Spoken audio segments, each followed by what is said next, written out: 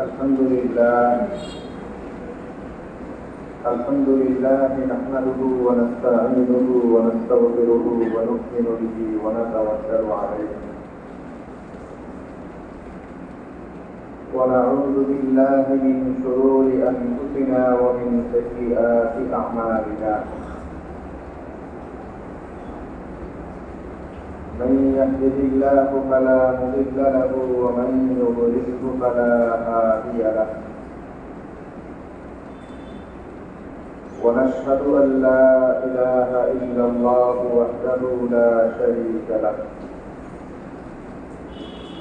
ونشهد أن سيدنا ومولانا محمدا عبده ورسوله صلى الله عليه وعلى آله وأصحابه وبارك وسلم أما بعد فأعوذ بالله من الشيطان الرجيم بسم الله الرحمن الرحيم وأذن في الناس بالحج يأتوك رجالا وعلى كل ضامر يأتين من كل فج عميق وقال الله سبحانه وتعالى الشهر الحرام بالشهر الحرام والحرمات قصاص فمن اعتدى عليكم فاعتدوا عليه بمثل ما اعتدى عليكم وقال رسول الله صلى الله عليه وسلم صم من الحرم وأفطر أو كما قال النبي صلى الله عليه وسلم اللهم صل على محمد وعلى آل محمد كما صليت على إبراهيم وعلى آل إبراهيم إنك حميد مجيد اللهم بارك على محمد وعلى آل محمد كما باركت على إبراهيم وعلى آل إبراهيم إنك حميد مجيد سبحانك لا علم لنا إلا ما علمتنا إنك أنت العليم الحكيم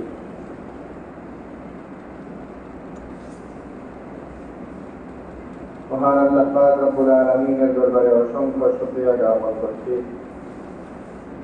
যিনি আমাদেরকে অন্যান্য জুমার ন্যায় আজকেও জুমার নামাজ আদায়ের জন্য পবিত্র ঘর মসজিদে আসার তৌফিক দান করেছেন আলহামদুলিল্লাহ। মোহতারাম হাজিরিন,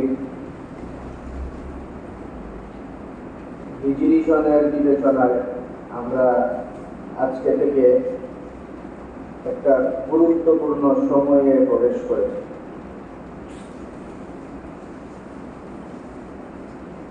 আজকে জিলকদ মাসের 1 তারিখ। জিলকদ মাসের 1 তারিখ এর মানে পরবর্তী যে মাস সেই মাসের 10 তারিখে আমাদের কোরবানির ঈদ। 1 মাস 10 দিন বাকি। পরের মাসের নাম জিলহজ।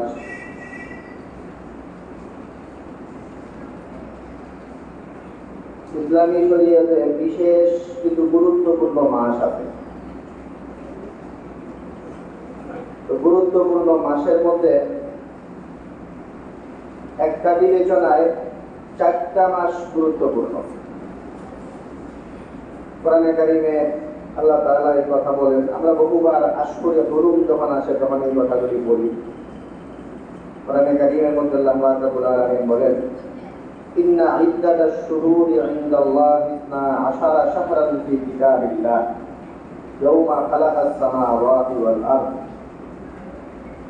আসমান জমিনের সৃষ্টির পর থেকে আল্লাহ তাআলার কাছে মাসের সংখ্যা হলো 12টা। মিনহা আরবাআতুন হুরুম, এর মধ্যে চারটা মাস হইল আশহুরে হুরুম, সম্মানিত মাস।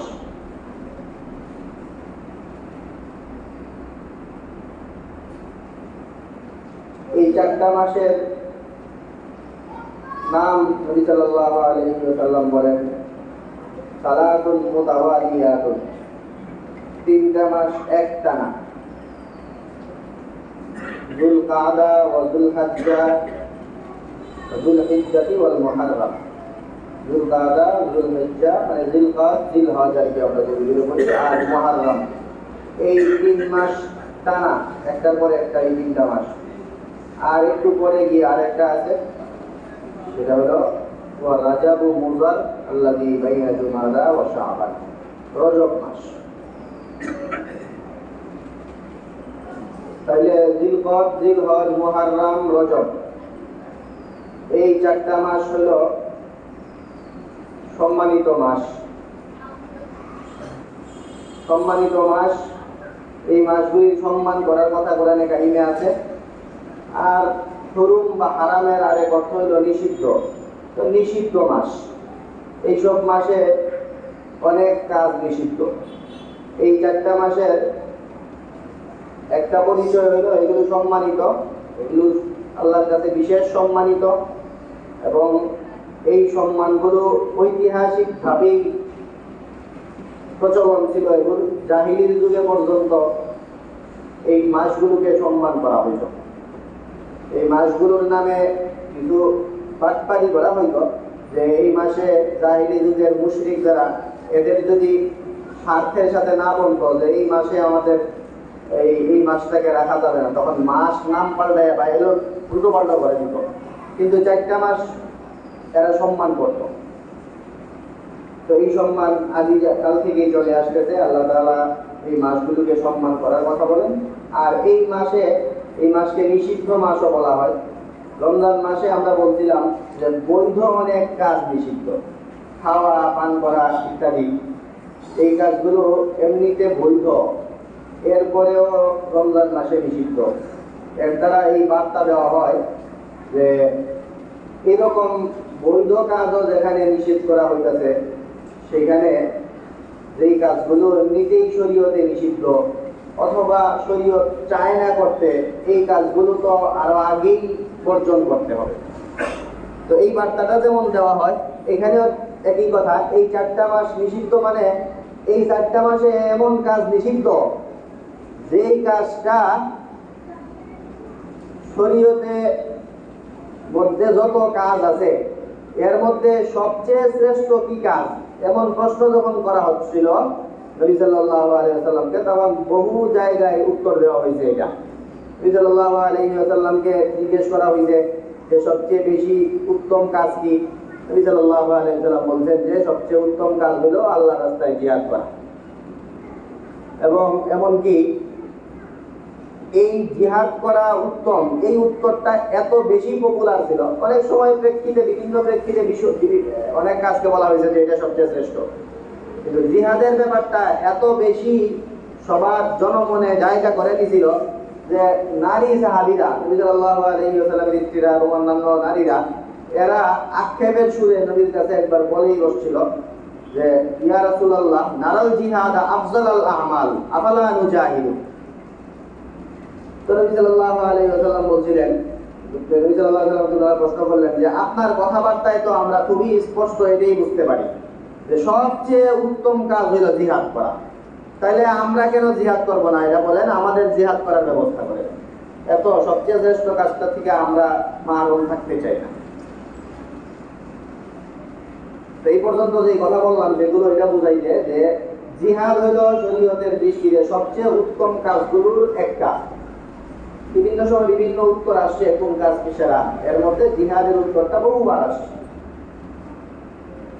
তো আল্লাহর রাস্তায় যুদ্ধ করা, এই যুদ্ধ করা পর্যন্ত এই 4 মাসে নিষিদ্ধ। তো এই হলো এই মাসের এই জন্য নিষিদ্ধ। মূল কাজেই যেখানে এই মাসে করতে না করা হয়েছে, বারণ করা হয়েছে, এই জন্য এই মাসকে নিষিদ্ধ মাস বলা হয়েছে। যেখানে মূল কাজেই নিষেধ, এই জন্য এই মাসই নিষিদ্ধ মাস। তো এখান থেকে আমরা বুঝতে পারি রমজানের মতো যেই কথা, জিহাদের মতো গুরুত্বপূর্ণ কাজ এগুলো নিষিদ্ধ। তা আপনারা এমনিতে একজনের সাথে আরেকজন মারামারিতে লিপ্ত হইবেন, এমনি নিষেধ। আরেকজনের বকাঝকা করবেন, আরেকজনের সাথে ওই মনোমালিন্যতা বজায় রাখবেন, ওই জিহাদের মতো একদম যুদ্ধের ময়দানে সরাসরি সংঘর্ষে অবতীর্ণ হওয়া, এইটার যে আরো নর্মাল যে ধাপগুলি আছে, কারোর সাথে এমনি মারামারি করা, কারোর সাথে ঝগড়া ফসাদ লাগায় রাখা, বিবাদ জড়ায় রাখা, এই যে কাজগুলো, তো এই কাজগুলো এই মাসে কতটা কঠোরভাবে নিষেধ, এই বার্তাটা আমরা এখান থেকে পাই যে জিহাদ যেটা উত্তম কর্ম ছিল সেটাই এই মাসগুলোতে নিষিদ্ধ। তো এই মাসগুলোতে কোরআনে কারিমে আল্লাহ তাআলা আরো করণীয় কথা বলেন যে এই মাসগুলো যখন আসবে তখন তোমরা কি করবে, ফালা তাজলিমু ফীহিন্না আনফুসাকুম, তোমরা এই মাসগুলোতে বিশেষভাবে কারোর প্রতি যেন কোনো ধরনের জুলুম না হয়, অন্যায় না হয় তোমাদের দ্বারা, সেই ব্যাপারে সচেষ্ট থাকো। এটা এমনিতেই নিষেধ, বিশেষ করে এই মাসগুলি যখন আসবে তখন খুব বেশি অ্যাক্টিভ থাকো। তো এই মাসগুলোর 4টা মাসের ব্যাপারে আমরা বললাম যে এই 4টা মাস, কিন্তু আমরা যেই সময়ে প্রবেশ করছি, আমরা বলছিলাম যে আমরা খুব গুরুত্বপূর্ণ একটা সময় প্রবেশ করছি। এটা শুধু এই 4টা মাসের মধ্যে 2টা মাস বা একটা মাস এমন না, ওই 4টার থেকেও এই 2টা মাস বিশেষ। কারণ এই 2টা মাস এগুলোর আরেকটা নাম আছে। এই 2টা মাসকে বলা হয় আশহুরুল হজ্জ, হজের মাস। জিলকদ এবং জিলহজকে বলা হয় হজের মাস। হজের মাস, হজ বিষয়ক কথা আমরা আস্তে ধীরে বলবো। একটা হাদিসের অর্ধেক আমরা পড়ছিলাম, এবার বাকিটা শেষ করি। নবী সাল্লাল্লাহু আলাইহি ওয়াসাল্লামকে এনারি সাহাবীরা জিজ্ঞেস করছিলেন যে আমরা সবচেয়ে উত্তম কাজ হিসেবে দেখি জিহাদকে, আফালা নুজাহিদু, তা আমরা কি জিহাদ করব না? নবী সাল্লাল্লাহু আলাইহি ওয়াসাল্লাম বলছিলেন যে তোমাদের তো তাইলে খুব অনেক বেশি সওয়াব অর্জনের সব যাচ্ছে, যে সবচেয়ে বেশি সওয়াব যেখানে পাওয়া যায় সেই কাজটা তোমরা করবা। তাহলে তোমাদের বলে দেই সবচেয়ে বেশি সওয়াব কেমনে তোমরা কামাইতে পারবা সেই কথাটা বলি। ওয়ালাকিন আফজালাল জিহাদি ওয়া আজমালাহু আল হজ্জুল মাবরুর, জিহাদ সবচেয়ে উৎকৃষ্ট, কিন্তু সেটা বিশেষ একটা প্রেক্ষাপটে। আর সব প্রেক্ষাপট বিবেচনায় যদি বলি তাহলে সবচেয়ে চমৎকার আর সবচেয়ে উৎকৃষ্ট সওয়াব অর্জনের মাধ্যম হলো সঠিক পন্থায় আল্লাহকে সন্তুষ্ট করার জন্য হজ করা। তাহলে এই হজ করার আরেকটা যেই গুরুত্ব, তাৎপর্যপূর্ণ যেই সময়, এই সময়টাতেও আমরা ঢুকি। এবং হজের মাসগুলোতে ঢোকার অর্থ হইল দুনিয়াতে যত ধরনের ইবাদত আছে সবগুলি করার যে মৌসুম, সেই মৌসুমে প্রবেশ করা। কারণ অন্য কোনো সময়ে এত সুযোগ হয় না। আপনি যে কোনো মাস, রমজান মাসের কথা বলতে পারেন, তো রমজান মাসে আপনি এই ইবাদত করবেন, ওই ইবাদত করবেন, গুরুত্বপূর্ণ সব ইবাদতের ব্যাপারেই হয়তো জানতে পারবেন, কিন্তু রমজান মাসে আপনার হজ করলে হবে না। তার মানে এটা যাবতীয় ইবাদতের যে মৌসুম, সব ইবাদতের মুখ্যম সময়ে আমরা প্রবেশ করছি। তো এই হইল জিলকদ এবং জিলহজ মাসের ব্যাপারে আমরা কয়েকটা কথা বললাম। তো জিলকদ মাস, জিলহজ মাসে এটা আশহুরে হুরুমের অন্তর্ভুক্ত, আবার আশহুরুল হজ্জের অন্তর্ভুক্ত এই 2টা মাস। তো বহু বিবেচনায় এই মাস খুব বেশি গুরুত্বপূর্ণ।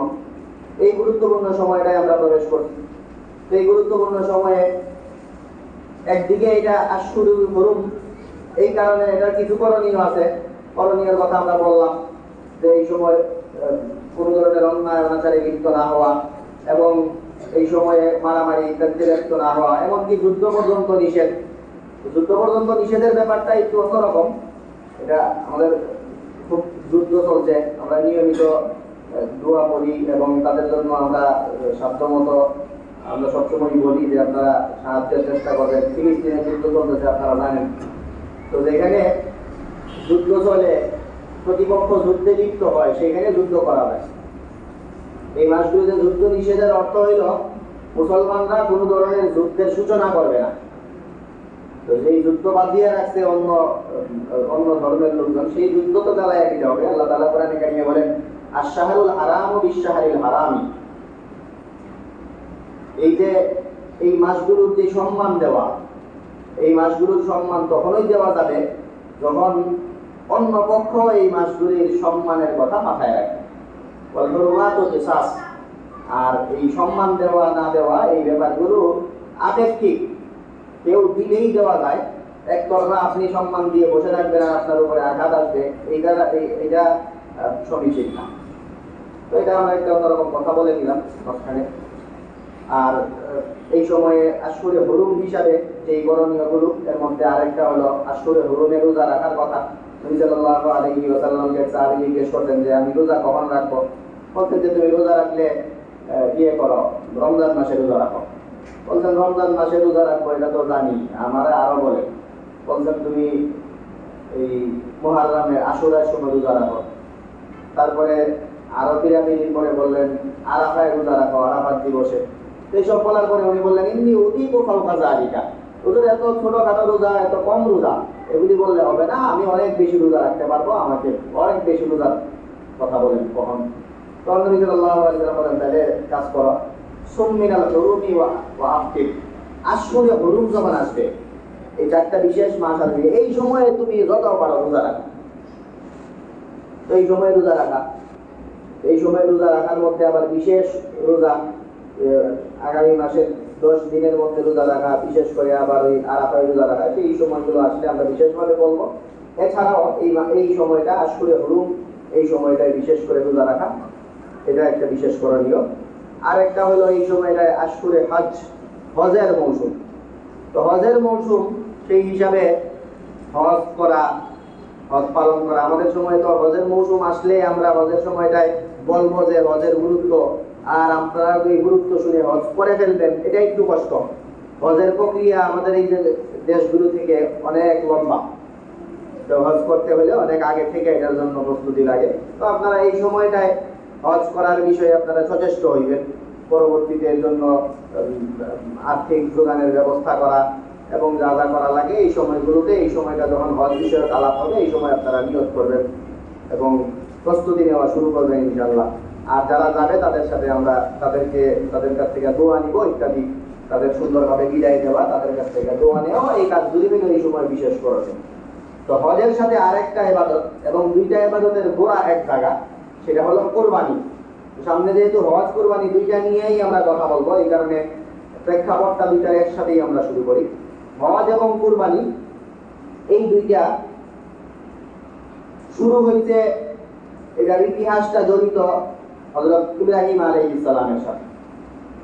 হযরত ইব্রাহিম আলাইহিস সালাম, ওনার যেই হজ এবং কোরবানির ইতিহাস, সেই ইতিহাস এর বাঁকে বাঁকে আমাদের জন্য বহু শিক্ষা, এবং সেই শিক্ষাগুলোর মধ্যে সবচেয়ে বড় যে শিক্ষা সেটা হলো ধৈর্যের শিক্ষা। ইব্রাহিম আলাইহিস সালাম উনি আল্লাহ তাআলার একজন বিশেষ নবী ছিলেন, এমন নবী যাকে দলে পাওয়ার জন্য সব মতাদর্শের লোকজন মরিয়া, সবাই ইব্রাহিম আলাইহিস সালাম আমাদের ছিলেন, এই বক্তব্য দিতে সবাই উৎসুক। যেই ধর্মের লোকই হোক, যে কোনো ধর্ম নিয়ে তাদের বক্তব্য, সেই ধর্মের যখন সাফাই গায় তখন বলে যে আমরা ইব্রাহিমের ধর্মে আছি। এমনকি যেই ধর্মগুলো সে তেমন ভাবে শরীয়ত যেই ধর্মগুলোকে সেইভাবে গোনে না, ইহুদি খ্রিস্টানদের ধর্ম তো শরীয়ত বিভিন্ন কারণে গনে, এটা এক সময় ছিল, পরবর্তীতে সেটা রহিত। কিন্তু হাস্যকর কিছু ধর্মীয় চিন্তাধারা যে আছে, সনাতন ধর্ম, হিন্দুত্ববাদ, এগুলো পর্যন্ত এরা ইব্রাহিম আলাইহিস সালামের দিকে এরা সম্পৃক্ত হয়। তো উনাকে টানার জন্য সবাই মরিয়া। তো আল্লাহ তাআলা সবাই যখন টানাটানি করতো ওনাকে নিয়ে, আল্লাহ তাআলা সেই সমাধানও দিচ্ছিলেন। সবাই টানাটানির জন্য আল্লাহ তাআলা বলছেন কোরআনে কারিমে, মা কানা ইব্রাহিমু ইয়াহুদিয়ান ওয়ালা নাসরানিয়ান ওয়ালাকিন কানা হানিফাম মুসলিমা ওয়া মা কানা মিনাল মুশরিকিন। ইহুদিরা ইব্রাহিম আলাইহিস সালামকে বলতো যে আমরা ইব্রাহিমের ধর্মে আছি, খ্রিস্টানরাও একই দাবি করত।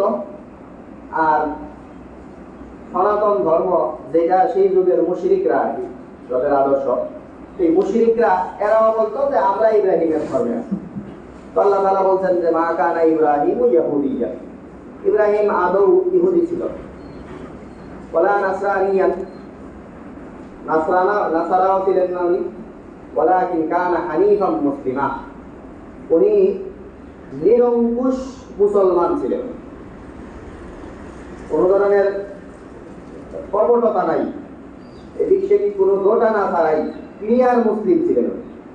ওয়া মা কানা মিনাল মুশরিকিন, আর মুশরিকরা যেই কথা বলে মুশরিকদের অন্তর্ভুক্ত হয়, এটা তো ছিলেনই না। এটা খুব খেলা দিয়ে বলা হয়েছে, উকুরি মেলা ওড়ায় দেওয়া, এটা তো ছিলেনই না। ইহুদিও ছিলেন না, নাসারাও ছিলেন না, উনি খুব পাক্কা মুসলমান ছিলেন। তো ইব্রাহিম আলাইহিস সালাম উনি ওনার আল্লাহর কাছে ওনার অনেক বেশি মর্যাদা, জলিলুল কদর একজন নবী, অনেকগুলো আসমানি কিতাব ওনার কাছে আসছে সবচেয়ে বেশি। এবং আল্লাহ তাআলার খলিল ছিলেন, খলিল শব্দের বাংলা করতে গেলে তো আসে বন্ধু, আল্লাহর খলিল ছিলেন উনি, ইব্রাহিম খলিলুল্লাহ, আল্লাহর খলিল ইব্রাহিম। এই মর্যাদাবান এত গুরুত্বপূর্ণ একজন নবী, যাকে আল্লাহ তাআলা মুসলমান ছিলেন এই কথা যেন মানুষজনের অন্তরে বদ্ধমূল হয়, মানুষজন যেন উনি মুসলমান ছাড়া অন্য কিছু ছিলেন কিনা এই ধরনের সংশয়ই না ভোগে। আল্লাহ তাআলা একদম স্পষ্ট বলেই দিচ্ছেন যে মিল্লাতা আবিকুম ইব্রাহিম, তোমাদের মুসলমান তো উনি ছিলেন তো বটেই, একদম মুসলমানদের জাতির পিতা ওই উনি। তো মুসলমানদের জাতির পিতা উনি আবার অন্য ধর্মের হন কেমন? তো মুসলমানদের জাতির পিতা ছিলেন, উনাকে আল্লাহ তাআলা বেশ কিছু পরীক্ষা করতেন। এত পরীক্ষা নবী সাল্লাল্লাহু আলাইহি ওয়াসাল্লামের হাদিসে আছে, নিজের ব্যাপারে নবী সাল্লাল্লাহু আলাইহি ওয়াসাল্লাম বলেন, লাকাদ উযিতু বিল্লাহি মা লাম ইউযা আহাদুন, আমাকে আল্লাহর রাস্তায় এত কষ্ট দেওয়া হয়েছে যা অন্য কাউকে আর দেওয়া হয় না। নবী সাল্লাল্লাহু আলাইহি ওয়াসাল্লামের এই ব্যাপারটা বাদ দিলে আর অন্য যত নবী ওনাদের কাউকে এত পরীক্ষায় করতে হয় নাই যত পরীক্ষা ইব্রাহিম আলাইহিস সালামকে করতে হয়েছে।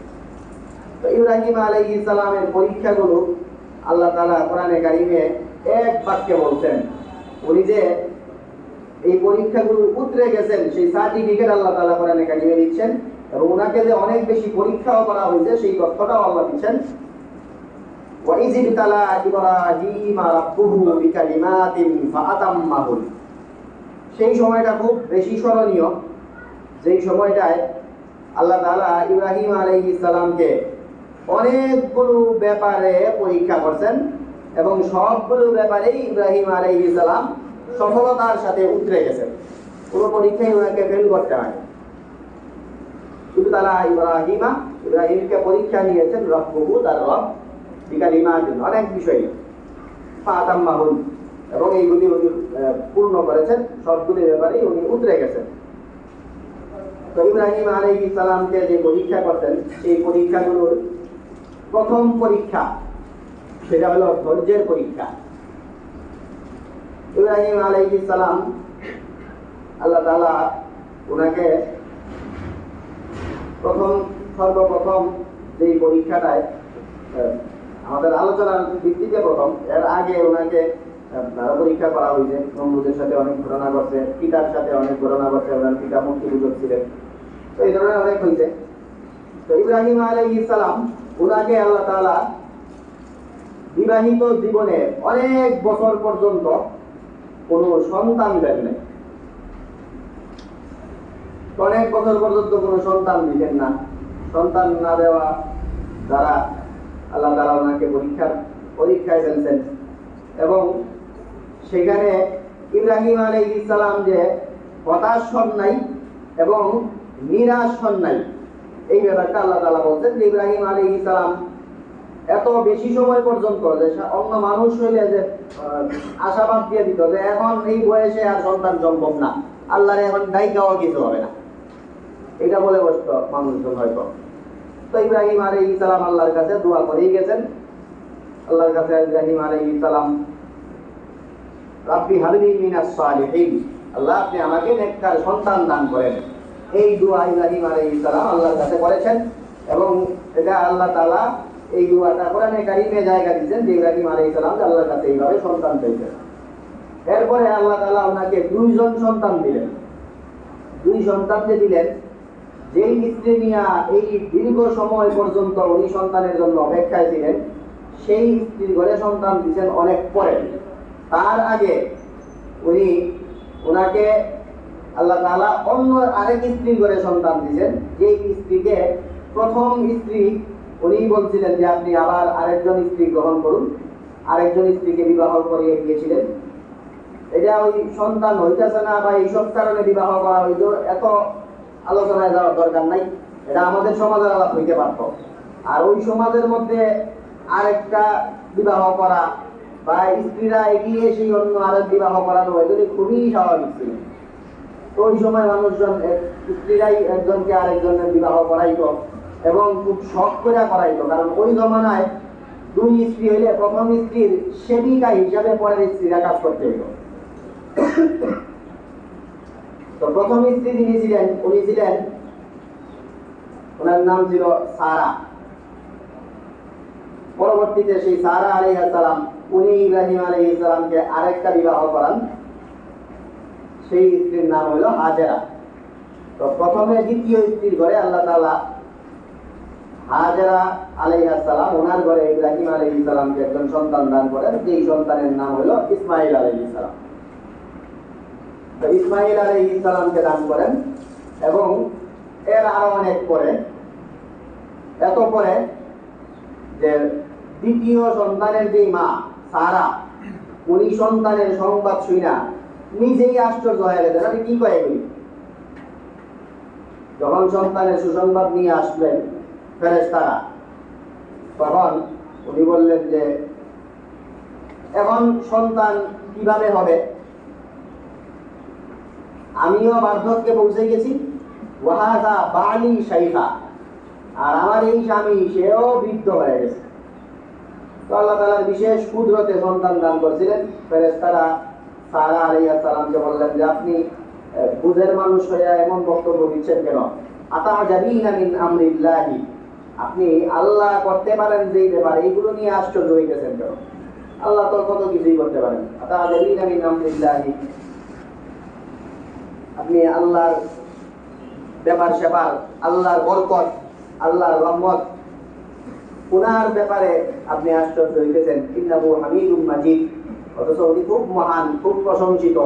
আল্লাহ তাআলা এমন এমন জিনিস মানুষজন হতাশ হওয়ার পরেও দান করেন যেগুলি প্রশংসা করেও শেষ করা যাবে না, এবং উনি অনেক উঁচু মর্যাদাশীল।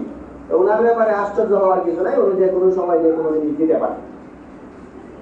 তো পরবর্তীতে এই সারা আলাইহিস সালামের ঘরে আরেক সন্তান দান করেন, যার নাম হলো ইসহাক।